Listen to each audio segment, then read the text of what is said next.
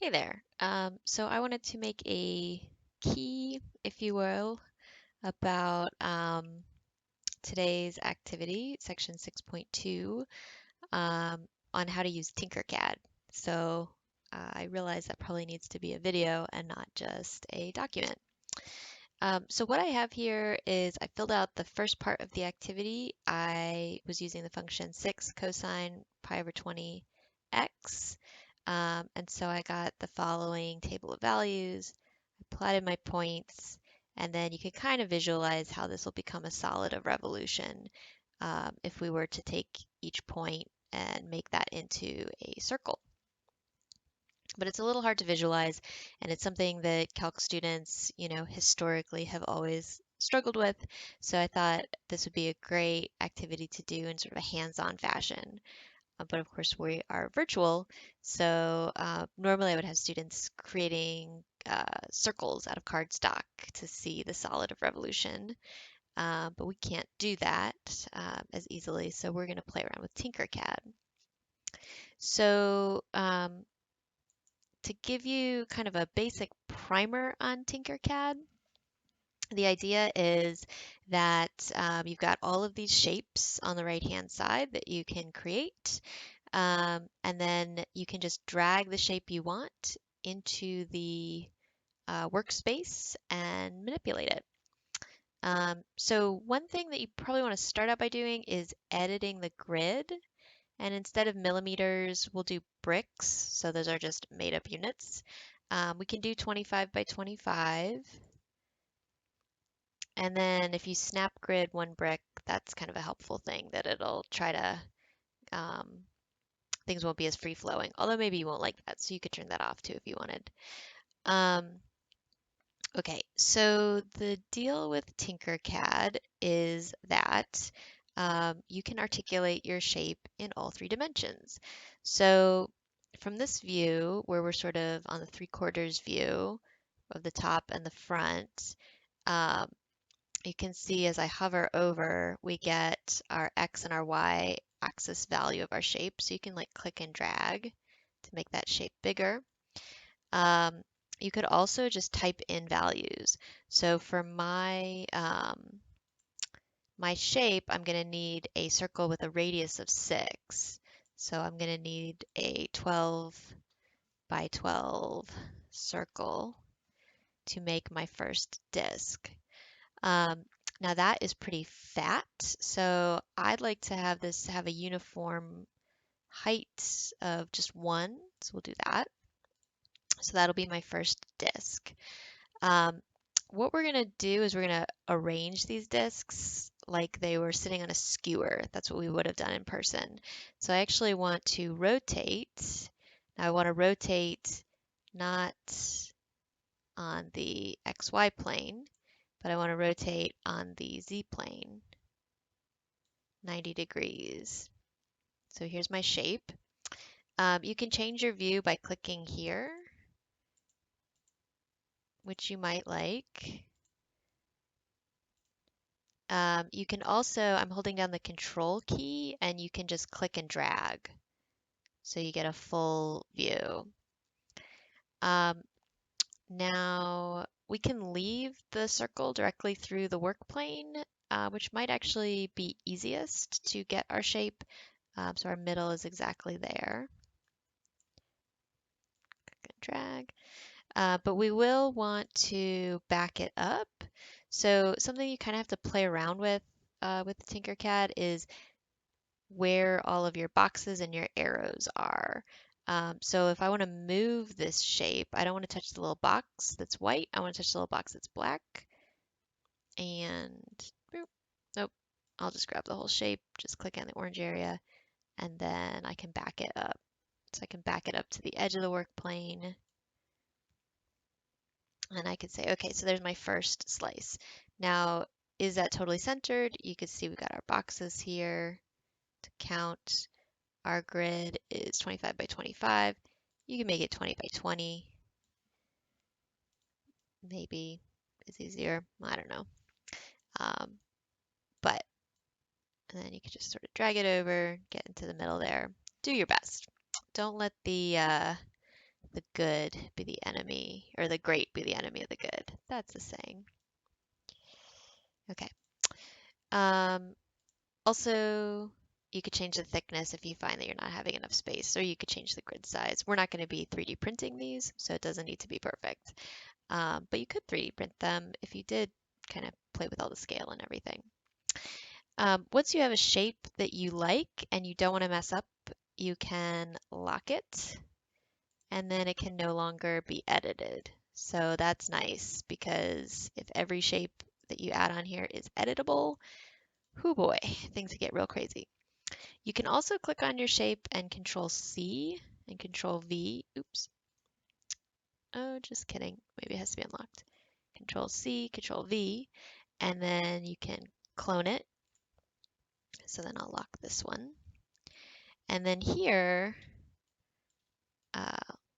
Control drag, and then my next radius is 5.9, so I'll double that for diameter, so that's going to be 11.8. And so again, it's probably easiest to type in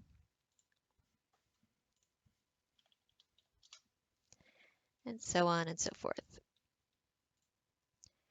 All right, so I've made all of my circles, and now you can see that they are kind of not exactly the way that I want them. I'd like them to all be lined up so that it actually looks like a solid revolution and not just these slices laying here. So I would unlock, and then this is where it becomes an art and not a science. Another thing you might want to do is you could play around with color so you can tell, the order that they go in. That one orange, that one could be yellow. Get a beautiful rainbow of shapes. And that way you won't mix up which goes where as you are trying to put them in order. Another thing you could do is you could create a new cylinder. This is like totally matching what we would do in the in-person class. We would use like a barbecue skewer, and we can make it long and skinny. Oops, that's the wrong way. Let's see, we want you to be long. There we go. Go. Do.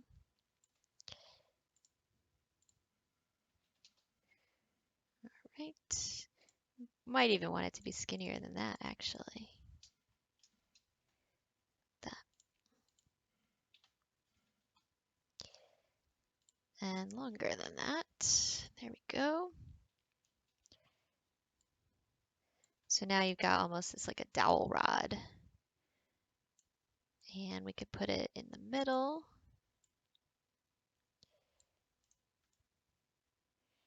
So a fun thing about TinkerCAD, fun being sort of a subjective term, is that you got to be very fussy and check everything from every angle. Because sometimes things look good from one angle, but not good from another angle. Such is the nature of working in 3D on a 2D space. But for the most part, these shapes should just need to be lifted up. There's probably a better way to do this. But this is what I do. So that looks, oh, not exactly in the middle. And it might be the kind of thing that can never be exactly in the middle, based on our plane and all that, but that looks pretty good. So again, I'm going to definitely lock this shape. So lock that shape, and then as I put my shapes on, I'll lock them so that I'm not messing up my things that I've gotten centered correctly. All right, so I'm updating you on my progress. I moved all my shapes up. You can see this is not great. Um, and so what I realize is that's because I have it on Snap Grid, so you can just turn that off and we should be able to do a little more micromanaging. But notice with the shadows, I've got everything like spaced out evenly, so that's nice. Um, so I'll continue to kind of be fussy from here, move things a little bit. See, look at that much smoother articulation.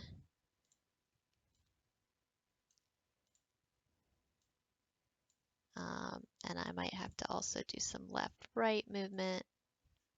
Get that a little smoother. You got to be careful because sometimes you're moving backwards when you think you're moving up and down. So look, you can see my shadows getting all messed up down there. I've definitely moved some things around wrong.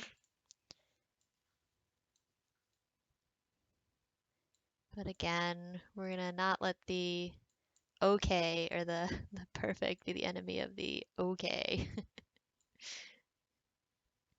All right. So remember to move your little shape around. Oh yeah, I really did not do great there. But this one looks good, so I'll lock it and keep playing. All right, and with a little more playing around, I got it, I think, pretty good. I am pausing the recording as I'm messing around with stuff because I don't want to, make this too long unnecessarily. But I also don't want you to think that I'm like pausing for an hour or something. I'm pausing for like 30 seconds while I'm messing around. Um, One thing that can be helpful, so again, I'm using control to kind of move around, is when you do your circle, if you do a dead-on view, you could see that little vertical axis.